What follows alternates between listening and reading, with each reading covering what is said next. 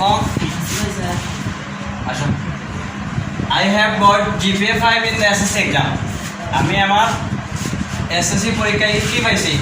GPA 5 পেয়েছি। সেই রতন বলল, ঠিক আছে? আমি আমার SSC পরীক্ষায় কি পাইছি? GPA 5। GPA এর পুনরুক্তি, GPA এর পুনরুক্তি কেউ জানি? আমরা অনেক GPA 5 পাইতে পারি, আমি নিজেও পাইছি, একটা কথা, ঠিক আছে? 2013 সালে। তো GPA এর পুনরুক্তি আমরা তো সবাই একটা গ্রেড পাইব না। GPA এর পুনরুক্তি হচ্ছে গ্রেড পয়েন্ট এভারেজ, ঠিক আছে? আর এই যে আমরা এসএসসি পরীক্ষা, এসএসসি এর পুনরুক্তি জানেনি কি কি? Secondary school certificate. Very good, এটা সবাই আমার জানা জরুরি, যেহেতু আমরা কয়েকদিন পরে এসএসসি পরীক্ষা দেব। সেকেন্ডারি স্কুল সার্টিফিকেট, এটা সবাই খাতার মধ্যে লিখে নিতে হবে, ঠিক আছে? ওকে, এখন দেখো আমার প্রথমে কি বলেছে, আমি আমার এসএসসি পরীক্ষায় GPA 5 পাইছি, ঠিক আছে? তারপরে কনগ্রাচুলেশনস আইছে, মানে আমি তাকে অভিনন্দন জানালাম।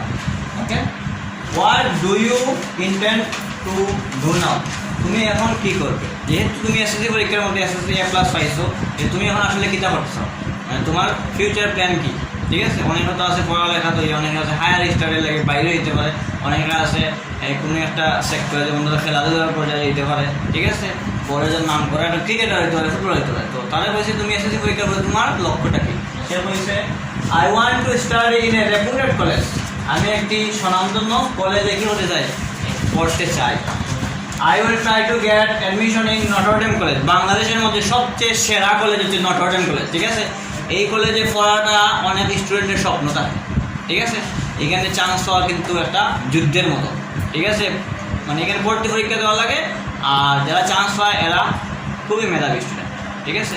আর এখান থেকে যারা পরীক্ষা দেয়, যদি মনে করো 700 জনের HSC পরীক্ষা দেয়, 650-এর উপরে A+ থাকে। You believe it or not, ঠিক আছে? আরও বেশি, আরও ভালো রেজাল্ট হবে। ওকে, তাহলে সে বলছে যে আমি আমার নটর ডেম কলেজ, আমার যেহেতু ভালো রেজাল্ট হয়েছে, মোটামুটি A+ পাইলে কিন্তু এখানের মধ্যে অ্যাপ্লাই করা যায়। অ্যাপ্লাই করার পরে তুমি অ্যাডমিশন পরীক্ষার জন্য যোগ্য হয়ে যাবে, ঠিক আছে? তখন কিন্তু আমার এইভাবে চান্স পেতে, যাই হোক। তো আমার প্রথম কথা হলো কি, রতনে কইছে যে আমি এসএসসি পরীক্ষার মধ্যে GPA 5 পাইছি। তাহলে এই যে সে কথাটা বললো, I have got GPA 5 in the SSC exam, এইটা কোন ধরনের সেন্টেন্স? এটা আমি টেন্সের কথা কইছি না, আমি সেন্টেন্সের কথা কইছি। এই সেন্টেন্সের হচ্ছে কি অ্যাসার্টিভ সেন্টেন্স, এটা বিবৃতি বুঝাইছে। আমি এসএসসি পরীক্ষায় GPA 5 পাইছি, এটা একটা বর্ণনা বা বিবৃতি বুঝাইছে না? এখন এটা কোন ধরনের টেন্স? এখন তুমি বলো এটা কোন ধরনের টেন্স? এটা প্রেজেন্ট না প্রেজেন্ট পারফেক্ট। Very good. কিভাবে সাবজেক্ট প্লাস এই যে চিহ্নটা আছে, এই চিহ্নটা কি হয়? এটা কি উপরের সময় হয়? এটারে কি হয়? এটাতে হয় অ্যাপোস্ট্রফি। কি হয়? আমরা পাঞ্চুয়েশনের মধ্যে পড়ছি, এই চিহ্নটা কি হয়? অ্যাপোস্ট্রফি, ঠিক আছে? এটা সবাই জানা দরকার, অনেকে জানে না। অনেকে এটা একটা চিহ্ন, আসলে চিহ্ন দেওয়া লাগে, এর নাম তো জানা জরুরি। এটা হয় কি? অ্যাপোস্ট্রফি। অ্যাপোস্ট্রফির পরে বি আছে, এর মানে কি? এর মানে হচ্ছে এইটা আমার কি বলে হ্যাভ আছে, আই হ্যাভ গট GPA 5, ঠিক আছে? তাহলে subject plus have has plus মূলবারের past participle form plus object, এটা কোন ধরনের টেন্স? Present perfect. আচ্ছা, তাহলে প্রেজেন্ট পারফেক্ট টেন্স যদি দেখে, তাহলে আমরা প্রেজেন্ট জেনারেশন করার সময় কোন টেন্সে পরিণত হইব গিয়া? Past perfect tense. তাহলে পাস্ট পারফেক্ট টেন্সের স্ট্রাকচার কি? সাবজেক্ট প্লাস হেড প্লাস মূলবারের past participle plus object. Subject plus had plus মূলবার। Okay, fine. তাহলে আমি প্রথমে লিখব কি, রতন, যেহেতু এটা অ্যাসার্টিভ সেন্টেন্স, সেইটার মধ্যে কি রাখুন? এই বাক্যের কথা হয়ে গেলে রতন টোল্ড, তোমার পরিবর্তে দ্যাট লিখলাম, ঠিক আছে? যেহেতু অ্যাসার্টিভ সেন্টেন্স, সেইটার মধ্যে টোল্ড। আর আসলে কোন সময়? ইন্টারোগেটিভ সেন্টেন্স থাকলে। ওকে, রতন টোল্ড দ্যাট, রতন তো ছেলে, সে এসএসসি পরীক্ষার মধ্যে A+ পেয়েছে না? আমি তাহলে সাবজেক্ট হিসাবে কি বুঝি? তারপরে আমার যেহেতু পারফেক্ট তো যাইব, আমার পাস্ট পারফেক্ট, তো সাবজেক্ট হেল্পিং ভার্ব হিসাবে হ্যাড লেখা লাগবে। আর গট হচ্ছে মূলবারের past participle form, got GPA 5 যেরকম আছে সেরকম অবজেক্ট কোনো চেঞ্জ হইতো না, ইন্ডাস্ট্রি সিগন্যাল যেরকম আছে ঠিক আছে। ওকে পরে আই কনগ্রাচুলেশন, তাহলে আমি তাকে কি অভিনন্দন জানলাম, তাহলে কনগ্রাচুলেশন এটা প্রেজেন্ট সিম্পল টেন্সের মধ্যে আছে, এটা আমরা পাস্ট টেন্সে নিব, পাস্ট সিম্পল টেন্স লিখে দেব I কনগ্রাচুলেটেড him.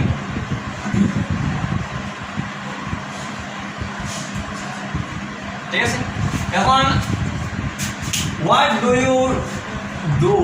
Do you intend to do now, তুমি এখন কি করবে, এখন দেখো এটা আগে যে কনভারসেশন আমি জানাইলাম পরে কিন্তু পরেরটা কিন্তু আই সেই দিতে কিছু লেখা নাই, এরকম কিছু লেখা আছে না, মানে এই কথাটা খেয়ে কইতে পারে, আমিও তারা কইতে পারি, যেহেতু আমি তাদের অভিনন্দন জানাইছি, এরপরে আমি আমার অর্ডার কইতে পারি যে তুমি এখন কী করতে চাও, তোমার এখন মানে করণীয় কি করতে চাও, এইটা আমি তারা কি করলাম, প্রশ্ন করলাম। আর দেখো প্রশ্নের চিহ্ন আছে, দেওয়া আছে, এই যে প্রশ্নটা সেন্টেন্স হইল ইন্টারগেটিভ, এই প্রশ্নটা আমি করছি না, আমি কি লিখবো আই সেটার উপরে কি লেখা লাগে আমার আর্টস, আই আর্টস রতন তো সে লেখা নেই, তাহলে হিম লেখবো, ঠিক আছে, আই আস্কড হিম। এখন আমার এই কমার পরিবর্তে ইফ হইব না হোয়াট হইব, যেহেতু ডব্লিউএস কোয়েশ্চন আছে মানে আমি কমার পরিবর্তে ইন্টারনেটে ইফ বসে অথবা ডব্লিউএস কোয়েশ্চন তাহলে ডব্লিউএস কোয়েশ্চন বসে, হোয়াট যেহেতু এটা ডব্লিউএস কোয়েশ্চন তার মানে হোয়াট হইব বসবে, ঠিক আছে, হোয়াট। এখন এটা আছে ইনডিফিনিটের মধ্যে present indefinite past indefinite, what he intend to do নাও, তাহলে কি বসে নাও, তাহলে দেন বসে, ঠিক আছে।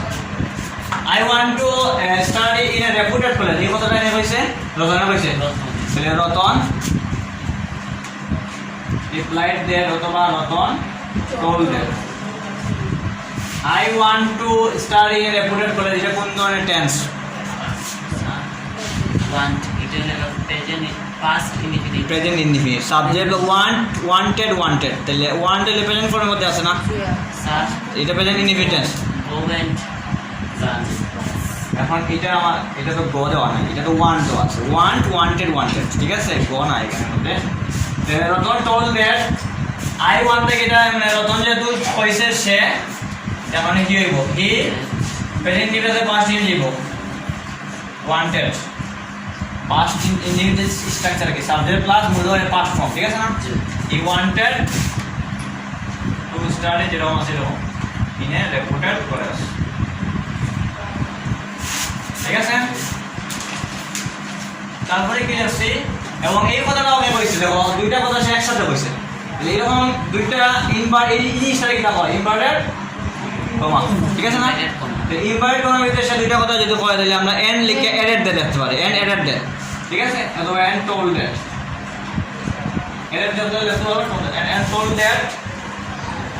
এখন আই আছে না, কিন্তু এই দিকে যাব হি হয়ে যাব, আর এখানের মধ্যে দেওয়া যায় অ্যাপোস্ট্রফি দেওয়া দুইটা এল দেওয়া আছে, মানে কি এটা উইল আছে, উইল তাহলে কি হয়, will or will would, will তাহলে কি হয় উড লেখার পরে আমরা কিন্তু মূল ভার্বের চেঞ্জ হইতো না, চাই যেরকম আছে এরকম থাকবো, try to get admission in Notre Dame, শেষ। সবাই বুঝতে পারছি নি? তাহলে আশা করি আমরা এরকম ভাবে মানে ক্লাসের মধ্যে মনোযোগ থাকতে হইব, আর আমরা যখন ক্লাস শেষে যখন আমি এটা মনে করো আমরা ইউটিউব চ্যানেলের মধ্যে ছাড়বো, তখন আমরা এটাকে তখন প্রথমে সাবস্ক্রাইব করবো, সাবস্ক্রাইব করার পরে বেল আইকনের মধ্যে কি তখন ক্লিক করবো, বেল আইকন ছিল নি তোমরা, তখন আমি যখন এটা ভিডিও ছাড়বো যখন আপলোড দেবো তখন তোমরা অটোমেটিক এটা নোটিফিকেশন যাবে, তুমি অনলাইনে যদি থাকো, ঠিক আছে। তাহলে সবাই আমার চ্যানেলটি সাবস্ক্রাইব করবেন, লাইক কমেন্ট শেয়ার দিয়ে পাঠাতে থাকবেন, ওকে, ভালো থাকেন, আজকে এই পর্যন্তই, আসসালামু আলাইকুম।